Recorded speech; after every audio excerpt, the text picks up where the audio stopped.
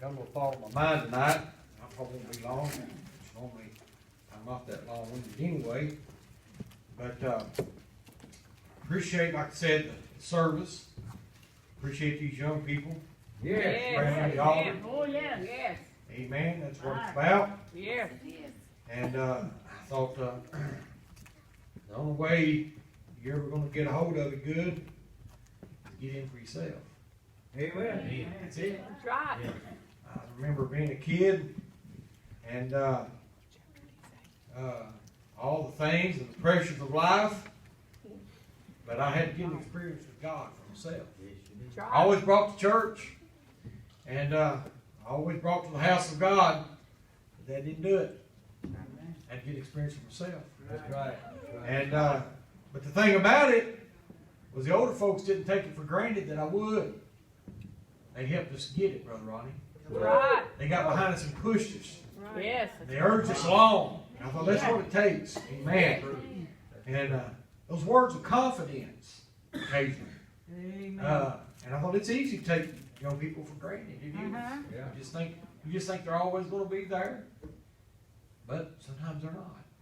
Come I on. appreciate the Lord. Yes. In the book of Luke, chapter 10, we'll start reading verse 30. Real familiar passage of Scripture. We've often said they all should be, but some of them are just more familiar than others. It says, and Jesus said, a certain man went down from Jerusalem to Jericho, fell among thieves, which stripped him of his raiment, and wounded him, and departed, leaving him half dead. And by chance there came down a certain priest that way, and when he saw him, he passed on the other side. And likewise a Levite, when he was at the place, came and looked on him, and passed on the other side. But a certain Samaritan, as he journeyed, came where he was, and when he saw him, he had compassion on him. And he went to him and bound up his wounds, pouring in oil and wine, and set him on his own beast, and brought him to an inn, and took care of him. And on the morrow when he departed, he took out 2 pence, and gave them to the host, and said unto him, take care of him, and whatsoever thou spendest more, when I come again, I will repay thee. Thank you for standing for the reading of the Word. I thought, I've been thinking some in the last little bit on part of this verse 33. It says, and when he saw him, he had compassion. Right. Oh, yes. And I thought a lot of times if you're not careful, when you speak of compassion, talk about having compassion for someone, especially when it comes to sin, Right. people want to confuse compassion with compromise. That's right. And there's a big difference there. Yes, there That's right. There's a right. major difference in compassion and compromise. That's right. That's right. And but as I began to think about that this week, and the seriousness of compassion, I thought one thing that I guess it triggered this in my mind is those of you that live in Madison County. We went to the library in different places back in the early part of, or the late part of summer, I guess it was, and I signed a petition because they wanted to raise our property taxes to build a new jail. And I thought we were there at work talking about it, and I told them, I said, I read over that jail report about every day. I look to see who's in there. I know it's just one of the things that I started doing a long time ago, and we still do it. And I said, it's always the same people that's getting arrested. It's always the same one. Yes, sir. And I said, I don't want them raising my taxes to do it. I said, let them stack them on top of each other. And then I got compassion. Come on. Yeah. And Brother Ronnie, because that's somebody's child. Come on. That's some child's dad. That's right. That's some child's mother. Come on. And even though I still don't want my property taxes raised, I thought I still yet my heart was smoten because of the compassion Yes. of that sinner, if Yes. you would. Yes. I thought we've had a wonderful service here, and I thought as Brother Sparks started preaching, I thought maybe he'd just go on, and I thought, but I began to think about that compassion. Here in this very familiar text, Jesus tells of this Samaritan that found a stranger on the road, and he had compassion on him. Uh-huh. I thought we had a Levite and a priest that walked by and they saw him, but the Bible says they crossed over and passed away from him because they were, maybe they were afraid that, I've never been around those circumstances like that. My father-in-law, several years ago on the job, had to go to Mexico. And he said that over there they told him, make sure you're back in your room by the time it starts getting dark, and you stay there.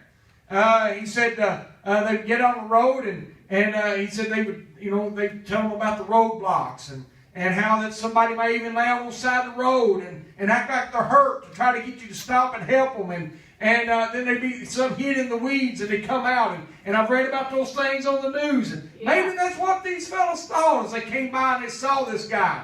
But for whatever reason, this Samaritan came by and he had compassion on him. He saw the condition that this man was in. And for some reason, his heart fell. Yes.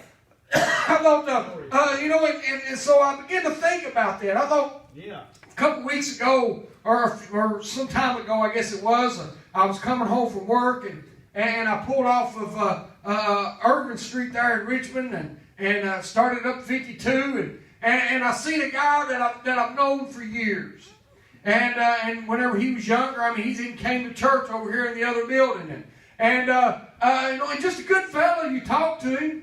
But the problem is he let sin take control of his life. And I thought as I seen him and he darted off the road and into a wooded area up on the side of the hill and with the hot summer, the leaves had done fallen off the trees, and I looked up in that wooded area and I seen some men sitting around. I seen some chairs and some old tarps stretched around, and I realized that this fellow that had been in a holiness church, heard the same message that I had heard, was now, because of the sin that had overtaken his life, he was going into a homeless camp.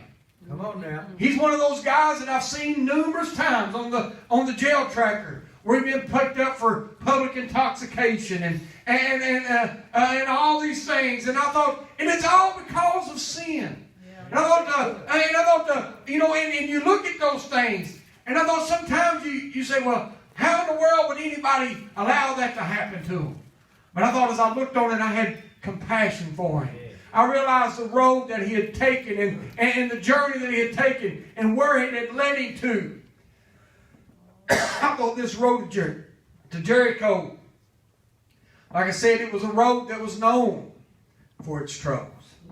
It was a road that was known that all time people would travel in caravans as they went down it, because of the robberies and the terrible things that was happening on this road. And I thought, like this road, I thought sin is also the same type of road. I thought it'll lead you past unknown dangers. I thought it'll lead you to places into things that you didn't think it would surely lead you into. I agree. Amen. You know what? It will. Well, we've all got stories that we can relate back to. But I thought, when I was this just came to me. I thought when I was in grade school, I had a friend, and I remember one time, several years ago, this is before we even came here, and Brother Sparks came here. We was going up Doe Creek, and we was trying to raise some money for that, and we as church, we sold candy bars. Yeah. And when we got through selling those, we ordered a bunch of candy bars, and we got through, all of it sell, and some of them got old. And I've always liked Kit Kat bars. And we had a lot of Kit Kat bars for whatever reason, Brother Bill, left over. And I remember taking those Kit Kat bars to school with me. And I thought every day I would take 2 of them. Because I had a best friend that if I had a Kit Kat bar, then Jerry had one too. Come on. And I thought, so I would take them, and we were just good friends. And and I was raised in church, he wasn't. And his dad was an alcoholic. Yeah. And I thought, but yet he was just a good just a likable guy to be with. Yeah. And but you know what? But anyway, like I said, I didn't know his family situation then. I just knew he was my friend. Yeah. And but time went on, and we went to the Christian school, and I've told this story before. Come on. But I was I was 16, and I just started driving. I didn't have an automobile on my own, and we went to school one day to pick my cousin Jeff up, and when we pulled into the school, and I looked up, and a shiny blue Camaro pulled up, and I thought, my, that's a nice car, and Jerry got out of it. Yeah. And I thought, man, here he is. He's got that nice car, and he's got all these things, and just how young boys are. And I went over and I talked to him, and feeling a little bit of envy there. And I didn't know Jerry's dad had died an alcoholic, and his father's insurance money is what bought him that car. Yeah. I didn't realize the road to Jericho.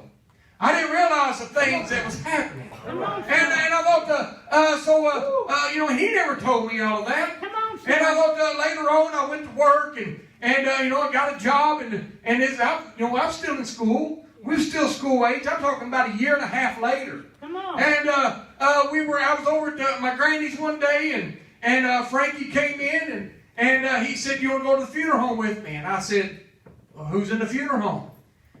And he said, "Jerry." Oh. And and my heart was broken. Uh-huh. And I went to the funeral home, and it was one of those situations, Brother Ronnie, where he should not have been opened.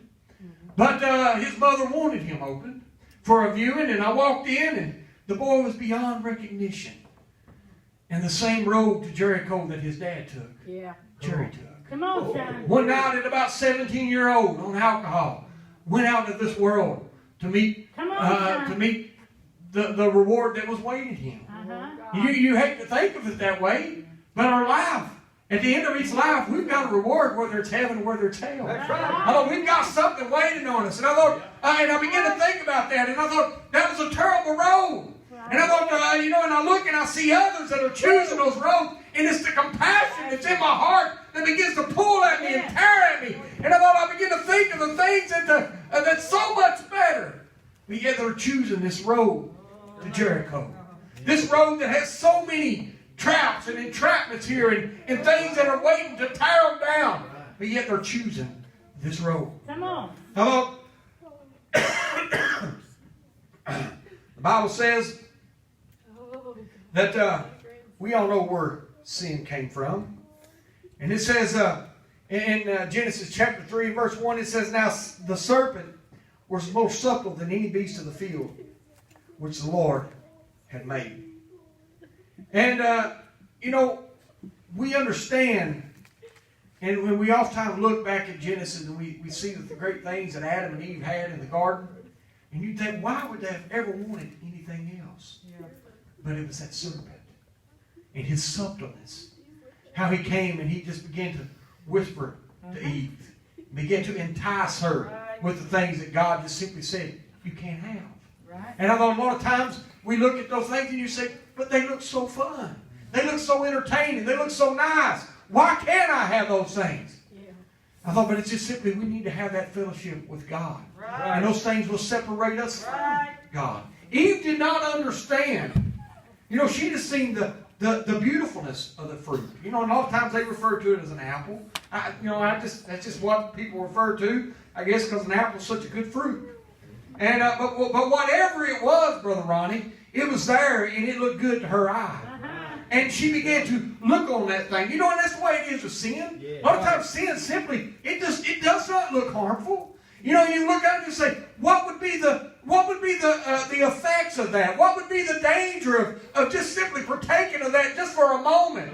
But it's that separation from God, that the ordinance of God that simply says, these things are forbidden of you. Absolutely. And when we take of them, it's that separation. Yes.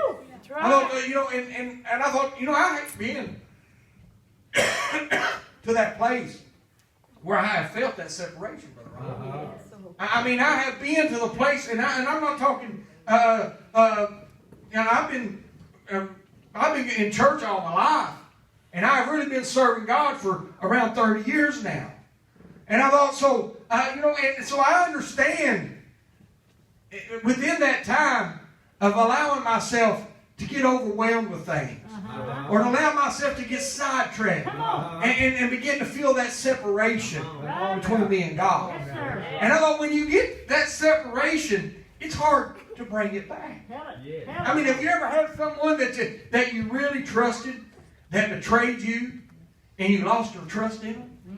And then they come back and ask you to be a friend again? Right. It's hard to ever pull back that trust. Right. And I thought that's the way it is with us, with God. When God begins to entrust us with things. And I thought He begins to allow us, And I thought whenever God gives us blessings, then He has entrusted us with those blessings. Right. And I thought whenever He begins to lay a burden upon our heart in the house of God, just like Brother Chris a while ago, he felt a burden to go back and get Brother Logan, bring him up to an altar and have us pray for him. That's right. And I thought God entrusted him to fulfill the burden that He laid on him. Come on, son. And so when He begins to trust us, and when we break that bond, and we cause a separation between us, then it's a long time before God begins to move in us those things again. Right. And I thought, so this road to Jericho is a road of separation. It's a place that nobody wanted to travel, but oftentimes it was traveled.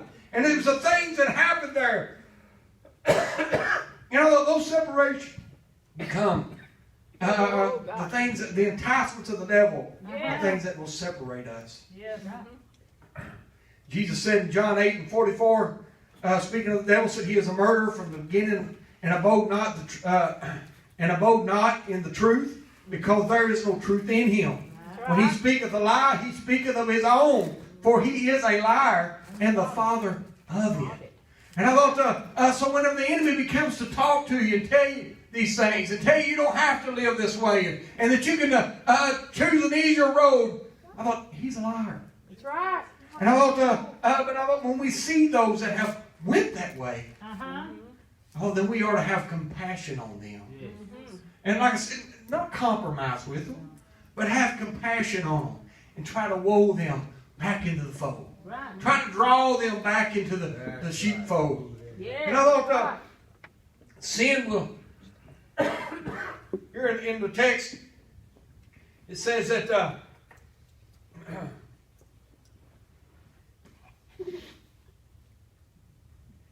and the Samaritan, when he came on him,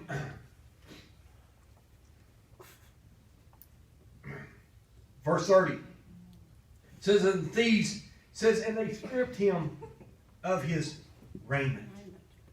And I thought the sin of this world will strip us of our raiment. Yeah. It will strip us of our glory. It will strip us of the purity of God, if you would.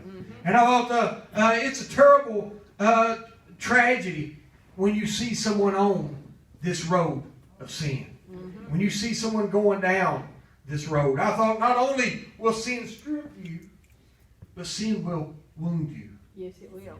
And I thought, we are all born with that nature to sin. Right. Romans 3:10 says, there is none righteous, no, not one. And I thought, so therefore we have all been born into this nature. Oh, you take a baby, and you don't have to teach that baby to throw a temper tantrum. No, you don't. I mean, whenever it gets hungry and it gets mad, it's going to cry, and it's going to. You'll think it's surely going to die because it will hold its breath.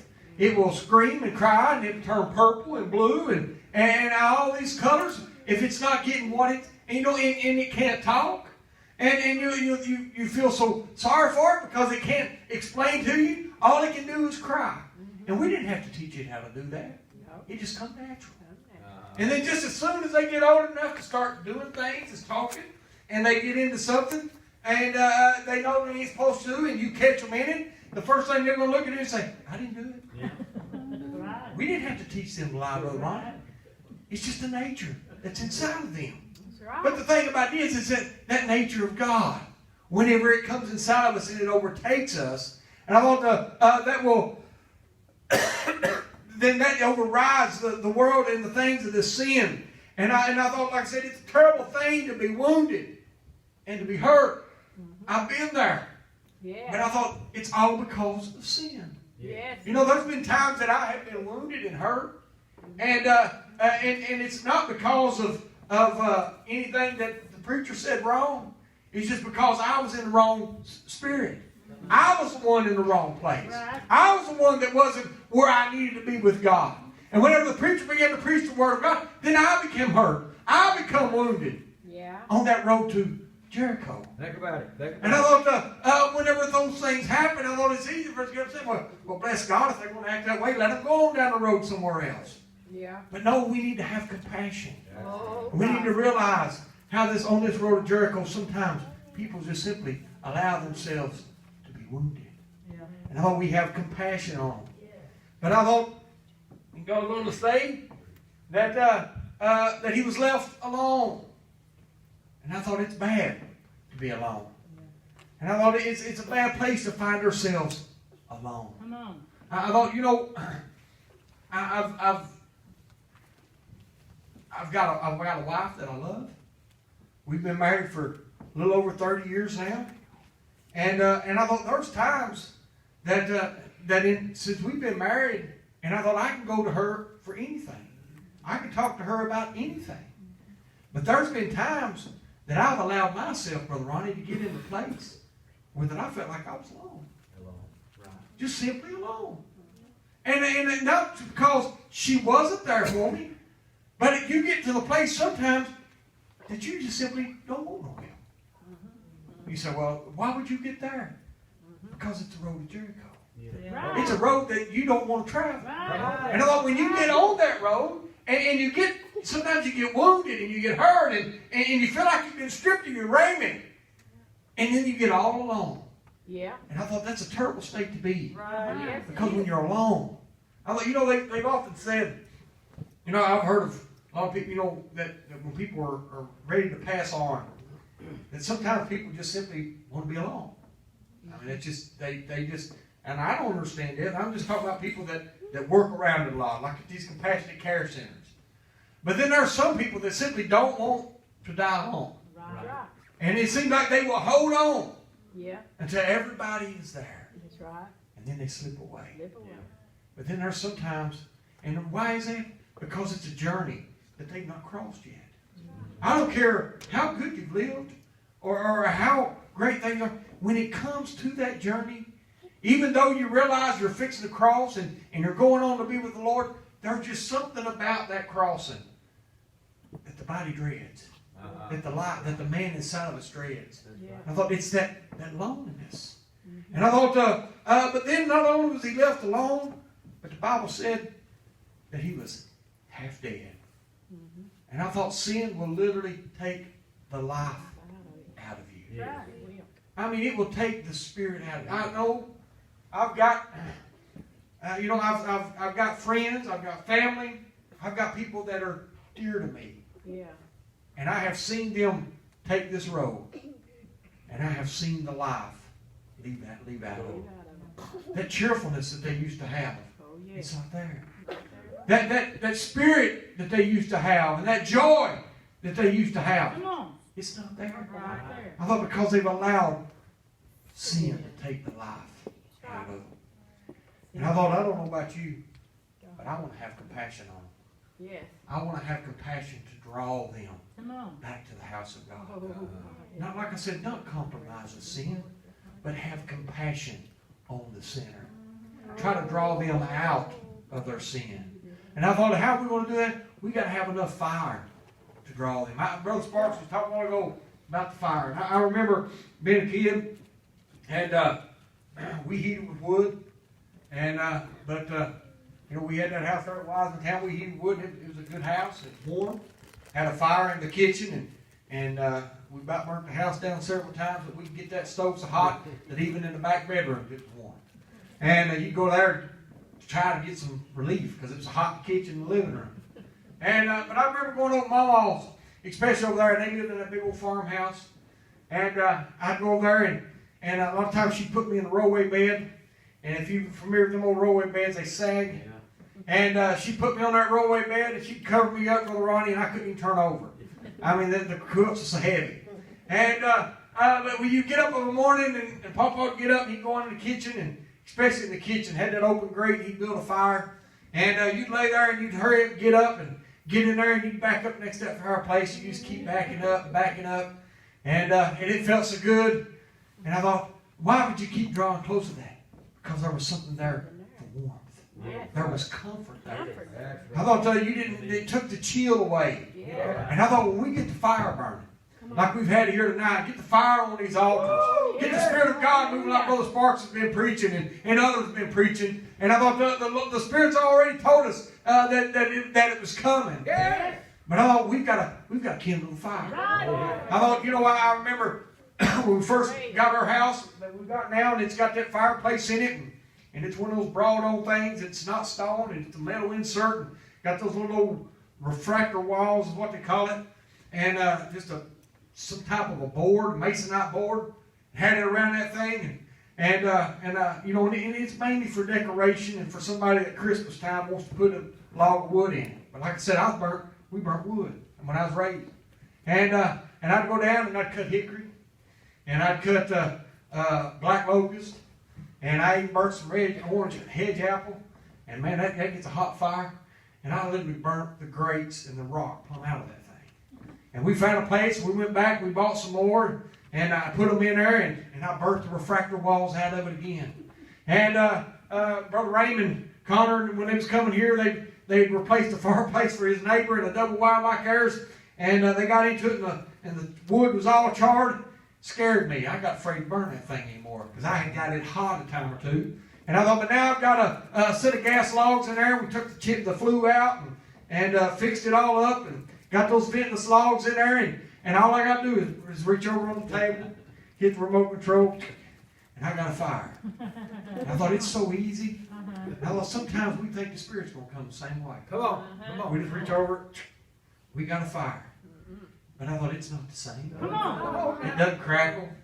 It doesn't pop like the other fire did. It sure ain't as messy.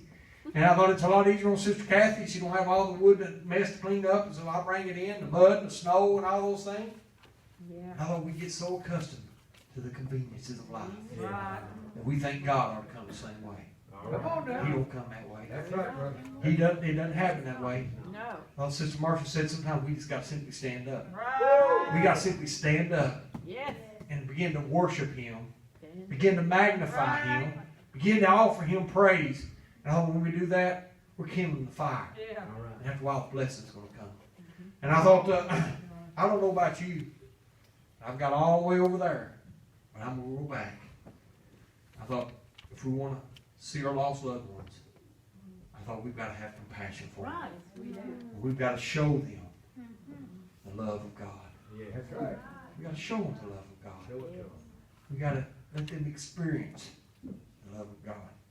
I thought, I've got a son and daughter-in-law Oh, God. that I so desire to see back in the house of God. Yes. Oh, yes. I thought Colin, Oh, he God. stays at the house about every Saturday night. So he'd come to church. And then Friday night this week he stayed. But he's got word that when he comes home from school, he wants to linger around. He wants to stay with Mama and Papa. And I told him that day, I said, is there something wrong? No. I just enjoy being with you. I just like being here. And I just want to make sure everything's okay, you know. Ah. City feels. And but it's that peace Yes. Yeah. That's it. that's surrounding us. Yes. Uh-huh. And I thought I want him to have the same peace at home Yes. that he has with Mama and Papa. Mhm. I want him to be able to feel the same presence of God. You know, when he's with us, he talks about God all the time. Amen. Talks about the glories of God. Oh, But I thought he needs to feel that at home. yes. There was a time when he could, Right. but that road to Jericho Oh, and those robbers came out and they beat him, and stripped him, and just left him half dead. Come on. yeah.